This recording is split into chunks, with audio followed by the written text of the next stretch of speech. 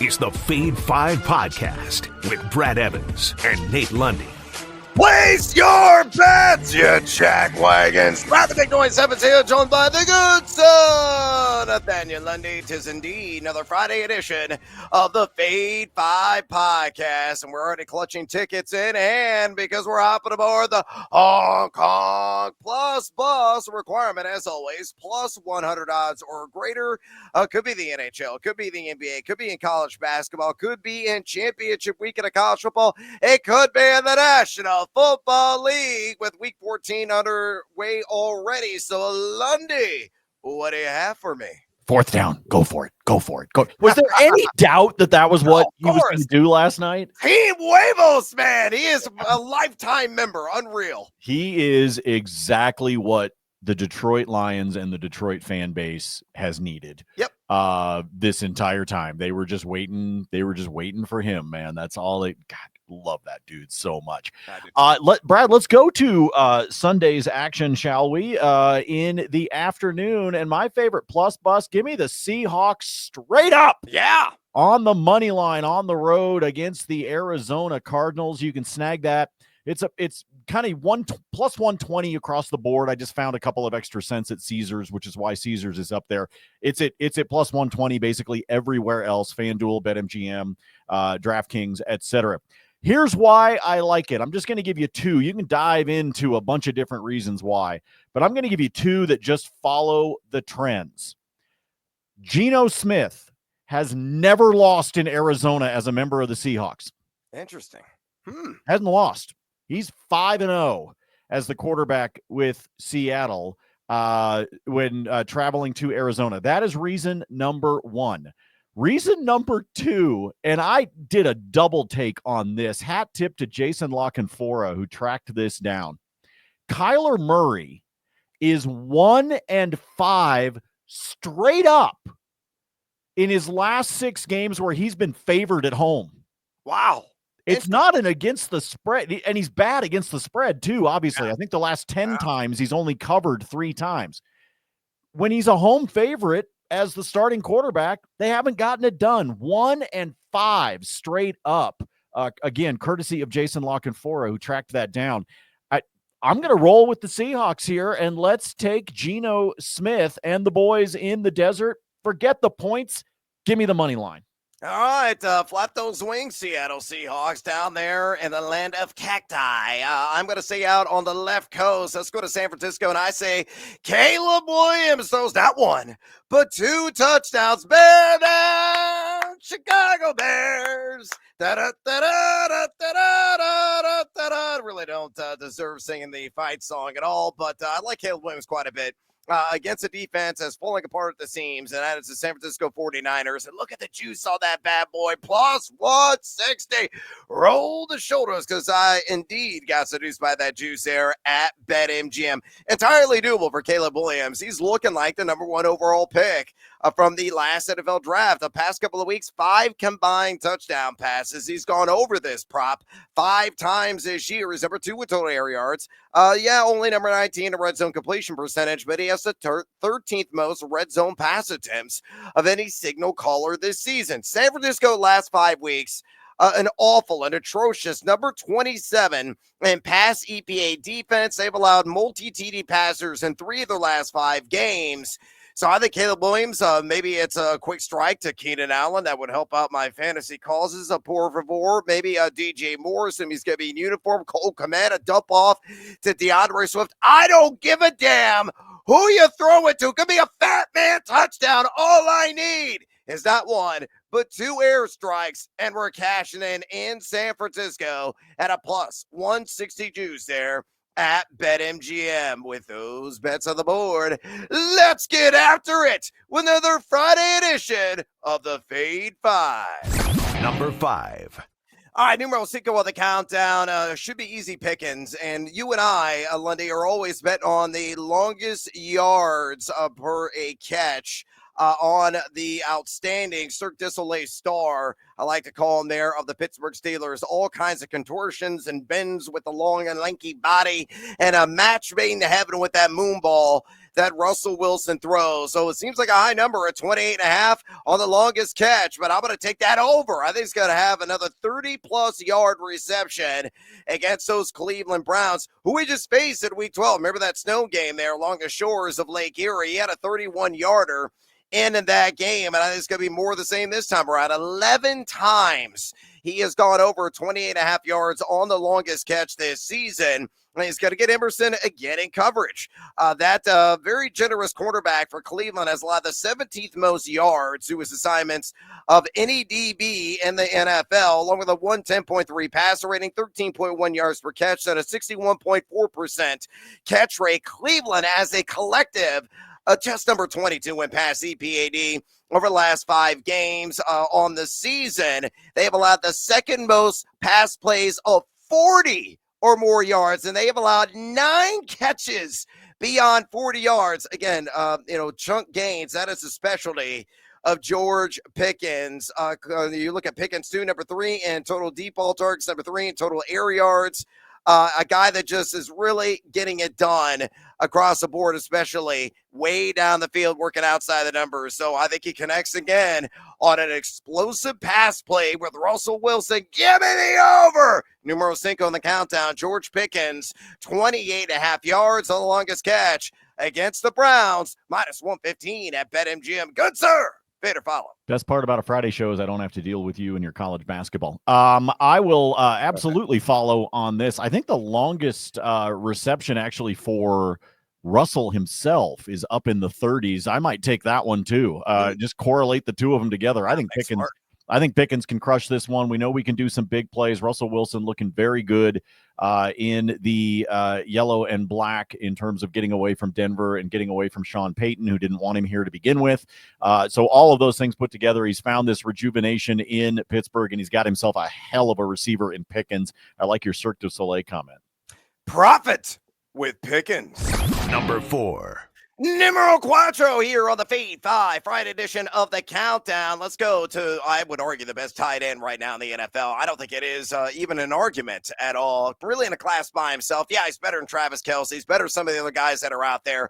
That's Brock Bowers, the rookie sensation of the Las Vegas Raiders. And a member of the Silver Black, I think, is going to leave you in the black. Give me the over on 68.5 receiving yards in Tampa at a minus 115 juice there at BetMGM. Look at Bowers. He's averaging 9.4 targets per game on the season.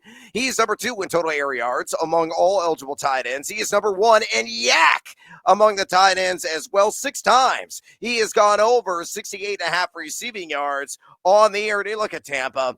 They've been weak sauce defending the pass over the last 5 weeks. Number 25 at pass EPA. Over that span, they've allowed the 4th most tight end yards this season, allowing close to this average of 66.7. And again, we just need 69, nice, or more yards from Brock Bowers to cash in. 4 guys at the tight end position have gone over 68.5 yards against them, and they've also given up the 6th most air yards of any pass defense in the league. So put all together, make some bank, fools. Where Brock Bowers on the over 68.5 receiving yards in Tampa, minus 115 at BetMGM. Good, sir. Fade or follow.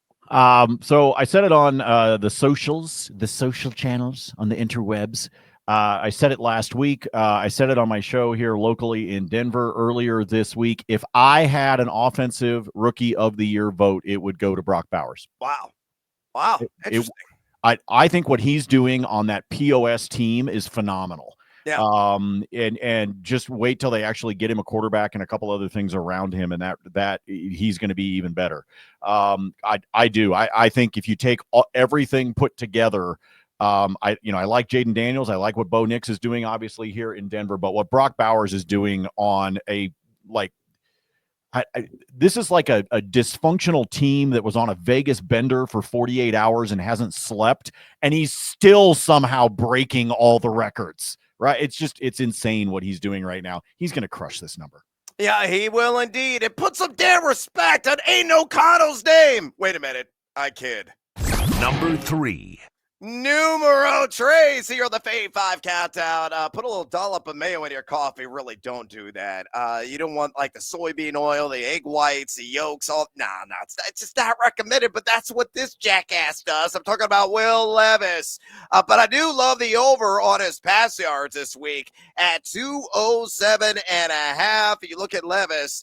He is taking on, the Jacksonville Jaguars, those hairless cats from Duval County, and they have indeed been the gift that keeps on giving on defense. They have ranked, whether over the last 5 weeks or the entire season, dead last in pass EPA defense all the year. They're giving up 8.36 pass yards per attempt, 284.2 pass yards per game. 10 quarterbacks, 10 have gone over 207.5 against them. This opened at 208.5. I don't even know how it could be marching south. It makes no sense whatsoever. You want to alt market this? Take it like 225, get it plus money, do it. We'll take it up to plus additional plus money at 250 plus. Ladder the sucker out of it because I think Levis is going to cash all of those steps in the process. A guy that's averaging 237.1 pass yards per game. I understand he's only number 20 in deep ball completion rate. I understand he's number 27, which is reprehensible and adjusted completion percentage. And he's only number 25 in air yards this season, but he has gone over this number, 207.5 pass yards in 3 straight games. And now he's got the mother of all matchups. Will Levis, uncork and break out the helmets. If it fuels you, I don't care. Just make us some money here in the end. So fade or follow Lundy. Levis over 207.5 pass yards against the Jags, minus 115 at DK.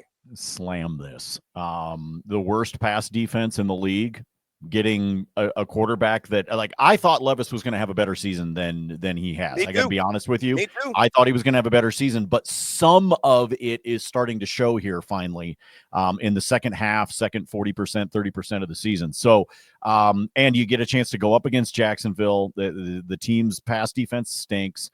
It's going to be, Mac Jones, and you're in Nash Vegas. I mean, put it all together, and Levis should have a great game. Speaking of which, already had an SGP on this game for you that I'm going to give you in bonus time that's got payoff over plus 200. Oh, that's a nice little tease. And hey, you want some more plus money wagers? Go to thegamingjuice.com right now, you jackals. It's 100% free. All of my content lives there. My fantasy football ranks, which I'm updating throughout the entire week. My fantasy flames pieces at quarterback, running back, wide receiver, and tight end are live on site right now. Top props is going to splishy and splash and play in the sandbox on that website as well by night's fall. So go to thegamingjuice.com and get it all. Lundy's spreadsheet lives there with all his puck buck picks. Brandon Velasi's cranking out some additional NHL content. And not only that, Nate Jacobson and Ben Wittenstein, they have been crushing it in college football all year, and they have all of their picks posted with all of the specific details of the written works and the major conference championship games going down this weekend. I'm going to be also churning out a piece on Gonzaga and Kentucky going down the late night tip on the college hardwood tomorrow. Get it all right now at thegamingjuice.com. Again, it's absolutely free. Click, converse, and cash. ... Maybe. Number 2. Numero dos here, all the Fave 5 countdown. Let's go with a deeper name and a low line, and I think it's going to cash in. Now, Lundy is back in the Seattle Seahawks, but down in the desert, a guy that could be a nice and chilled well of sorts and definitely whet the appetite overall. Give me Michael Wilson on the over 30.5 receiving yards against those Hawks at a minus 115 juice. They're at BetMGM. Why am I high on this? Well, when we look at Michael Wilson, he has done this 7 times this season. It's a really low threshold. And he's also done this in 3 of his last 5 games. He's been playing 81% of the snap share or greater in back-to-back contests, so his role's really ramping up. Sure, on the season, only averaging 4.6 targets per game. And he's got 13 deep ball targets, a decent amount on the air, but he has won his routes the 36 most times of any wide receiver in the NFL. Now, he plays about 30% of the snaps out of the slot. That's actually a good thing because he faces off against the former ILL standout and Devin Witherspoon, who ranks top 5 in most yards allowed to his assignments this season. So he could definitely do some work in that capacity, or outside against who? Josh Jobe, who's given up 14.5 yards per catch. You look at Seattle, yeah, they're number 6 in pass EPAD, but this is a low number. And if Lundy is right, maybe there's a deficit in this game, which will require Arizona to really throw it early and often, especially late in the game. So Michael Wilson, all I need is 31 to cash, which you have done consistently here the last handful of weeks. I think he does it again. Numero dos on the countdown. Michael Wilson of the Arizona Cardinals. Give me the over 30.5 receiving yards against Seattle, minus 115 at BetMGM. Lundy, better follow. When I first was getting ready for the show, I read that as Michael Wilbon. Hey, man, speed for days. Wilbon, he's got it still. You think so? Sure, his fancy age. I would take the over. Give it, we'll put it at like 0.03, and I would still take the over. Yeah, it was one of those. I was just going through making some notes really quick, and I was like, what? Wilson. God, it was just like I didn't quite have enough coffee yet without the mayo, by the way. Screw that. But I did think it was Wilbon. Look, I like this because, again, I like Seattle in the game. And so because of that, if that's the game script, even if it's not like, I'm not expecting Seattle to like have this incredible blowout. But if Arizona's trailing, you got to be able to air out the ball. Kyler will look his way. I think this is smart. You know what you got to do? You got to fade Tony Kornheiser, but always follow Michael Wilbon. Number 1. Numero uno on the week 14 edition of the Fade at 5 countdown. Oh my goodness. Let's go with the Saquads. They're going to be flexing, baby. Saquon Barkley, do some extra squats in the gym this week and get yourself ready because you got the mother of all matchups taking on the Carolina Panthers. And I am not intimidated by this line at all. Very rare you see a rush yards line this high. It's at 112.5. And yes, I am insane in the membrane. Insane in the brain. I'm taking the over on that 112.5 on that rush yards line for Barkley against the Carolina Panthers at a minus 115 juice there at BetMGM. Carolina, dead last in rush EPAD over the last 5 weeks in the entire season. They have been lousy defending the run. How bad have they been? Well, in the year, they're giving up 4.89 yards per carry and 137.7 just rush yards per game only.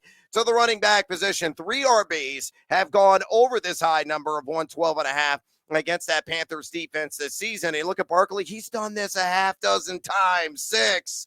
He's number 12 in yak per attempt at 3.40, number 6 in total missed tackles, 4. So he's running behind a top 10, maybe even a top 3 run blocking line, depending upon what metrics you follow. You put it all together.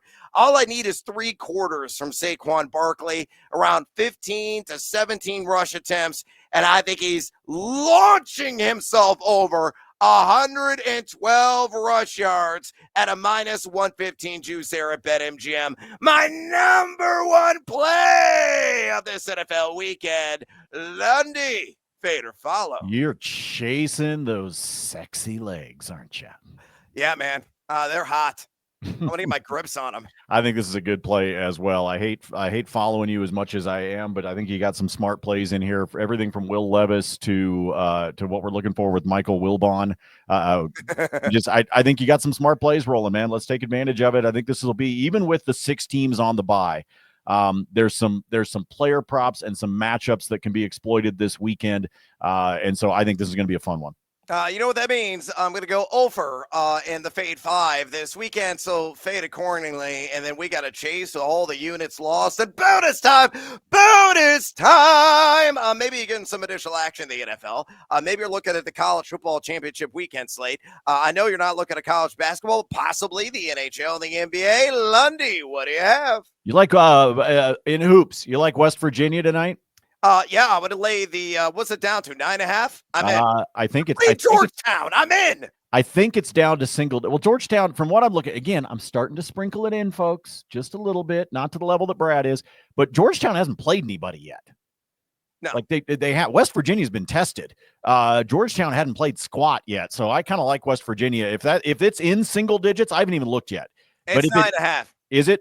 Take it. I think they win by 10 plus. I do. I don't think Georgetown's been tested. I think West Virginia has, in terms of feast week and all of that. I think West Virginia, I think the Mountaineers can get that one done. So I'm just throwing that out there. I haven't even looked at the spread yet. So you already answered my question for me.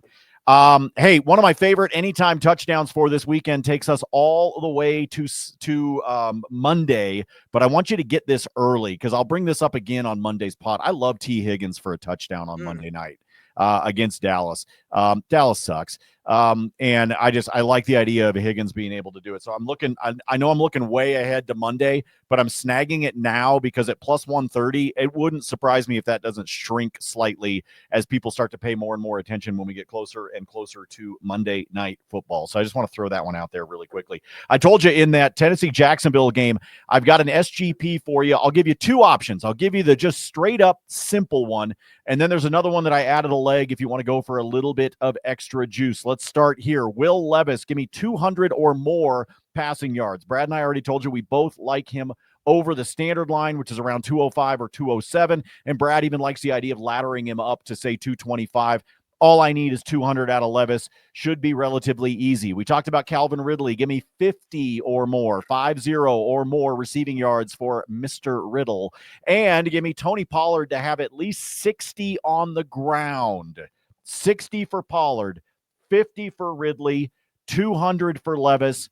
That's plus 202 at DraftKings. I'll take a 2-to-1 payday for something that simple. However, you want to sprinkle one last little piece in there.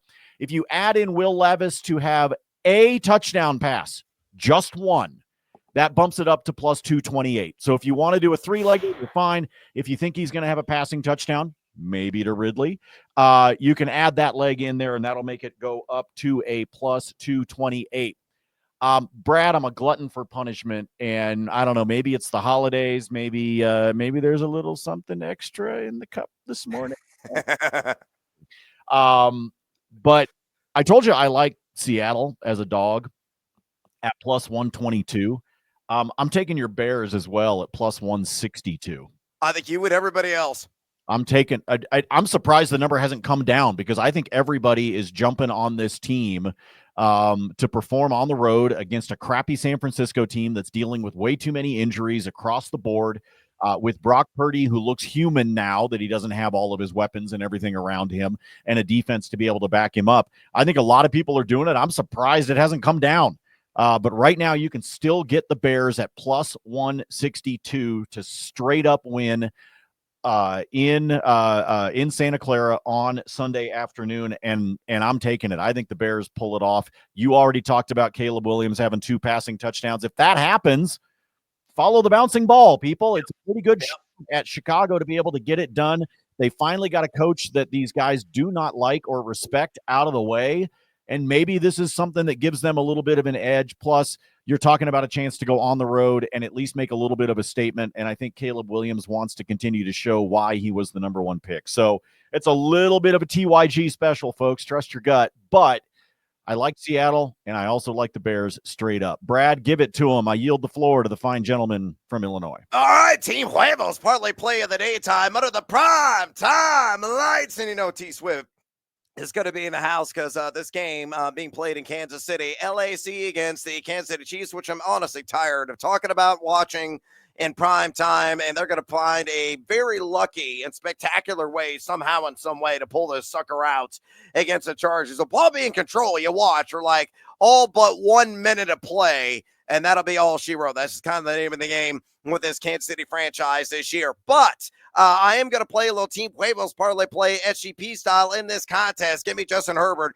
Oh, yeah, the long flowing locks there. 200 plus pass yards, Justin Herbert. 15 or more rush yards, and Patty Mahomes, 200 plus pass yards. I'll reserve the payoff there, and I built this at ESPN Bet. And let me give you the background on each one of these. Herbert, 200 plus pass yards. He's done it in 6 of his last 8 games.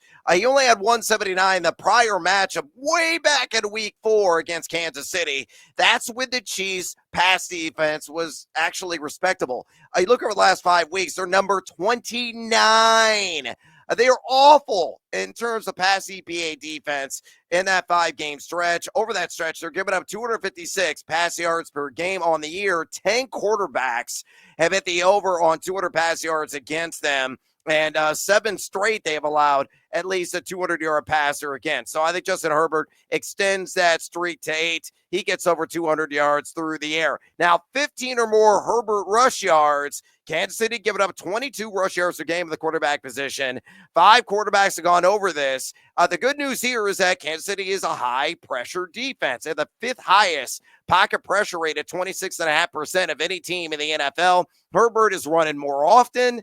A little spring in the step. He has gone over this in 4 of his last 6 games on the season, averaging 4.2 rush attempts per game and 17.7 rush yards per game. So I think he will scoot to at least 15 yards in this one. The Patty Mahomes, 200 or more pass yards. Guys averaging 35.6 attempts per game through the air this season. He threw for 245 the first match against LAC back in week 4. I know the Chargers are number 7 in pass EPA over the last 5. But on the year, they're giving up 221.5 pass yards per game, and 7 quarterbacks have gone over 200 yards against the Bolts this season. So to recap, the Team Huevos parlay play this NFL weekend, SGP on Sunday Night Football. Justin Herbert, 200-plus pass yards. Justin Herbert, 15 or more rush yards. Patrick Mahomes, 200-plus pass yards. That shakes out to a cool plus 163. Again, built at ESPN Bet. Additional bonus time. Lundy, let's stay in the NFL. You mentioned the Riddler. Riddle me this, riddle me that. Who is going to be that cat? I think it's going to be Calvin Ridley. I'm going to take him to the alt market, 70 more yards. And I grabbed that at DraftKings at plus 125 against Jacksonville. And most importantly, you look at the Jags, they've allowed the 4th most wide receiver yards this season. They've allowed 11 guys to crack the 70-yard mark against them. And he is going to get nothing but a whole lot of Ronald Darby, who's a gift that keeps on giving. He has allowed a 128.8 passer rate in his assignment, 71% catch rate, the 4th most yards of any defensive back in the National Football League. Look at Ridley, 7.3 targets per game. He is numero uno in total air yards, numero tres in total deep ball targets, averaging 15.8 yards per reception, and also number 25 in total route wins. He gets separation, and he burns defenses. He's done this in 4 of the last 6, plus 125, and for him to exceed 70 yards, take my money. And again, I grabbed that there at DraftKings. Additional bonus time action. Let's go with another burner. An MVS, Marquez Valdez-Scantling. I'll take the over on 36.5 receiving yards. A guy has been incredibly electric here the last 3 games. He has done this in 2 of the last 3. Fell just shy. He had 36, I think, in the last game.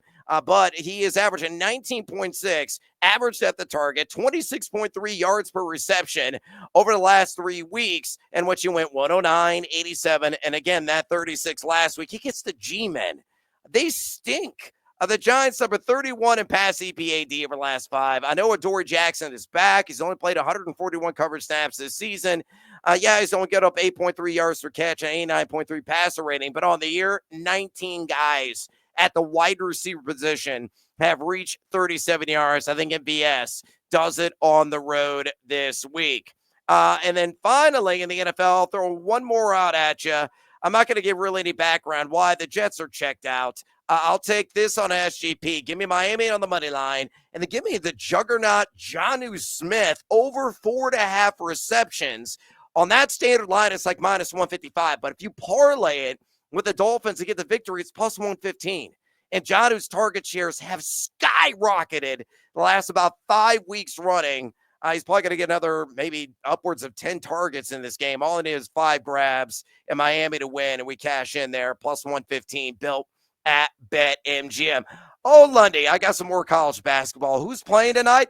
ILL, you suckers, at Welsh Ryan Arena in Evanston, Illinois, taking on the Northwestern Wildcats. Chicago's Big Ten team. Freaking idiotic. Illinois is going to blast that ass. I'm going to lay the 3.5. Yes, I may be biased, but try to bury the bias and be objective. Illinois is number 1 in college basketball in EFG defense. They have been suffocating, giving up 44.1% inside the arc and only 26% outside of it. Illinois is deep, they're long, and they're uber athletic. Kaspar's Schwein is a guy that I think is really going to put up some crooked numbers in this game. Tomislav Ivasic, another guy, can beat you inside, outside at 7'1". He's a supreme rim protector. And you look at Northwestern, they're 191 EFG offense, 117 EFG defense. Very good team in terms of turning the opponent over on 20.4% of the possessions. Illinois got to play a clean game, but Kylan Boswell has been a lockdown defender in that backcourt for the ILL. And Northwestern can't shoot. Their 2-point percentage offense is atrocious. Their defense is bad. Illinois, I know it's a rivalry game. These are generally close, but 3.5, I think it's not enough. I think Illinois wins by 5 or more. I will lay the chalk there. And then last one I got for you, North Texas and High Point. I'm going to take the over at 127.5. Now, normally I back unders when it comes to everything mean green. They're one of the slowest teams in the country. High Point is too, with 342 in tempo, but the offense of High Point is damn good. They're 35 in the country at EFG offense, shooting 55.7% inside the arc and 38.4% outside of it. And most importantly, North Texas fouls like crazy because of their pressured defensive style. And what does High Point do? They make a boatload of free throws. They're shooting 77.6% for the charity stripe. 27.1% of their points are coming on those freebies. That, I think, will be the difference of the over hitting in this game. I think it's going to be north of 130 in the end. So I'll play the over on North Texas and a High Point at 127.5. I got to prepare mentally right now for Illinois and Northwestern. I got to prepare my body and mind as well for Gonzaga, Kentucky tomorrow, the late night tip.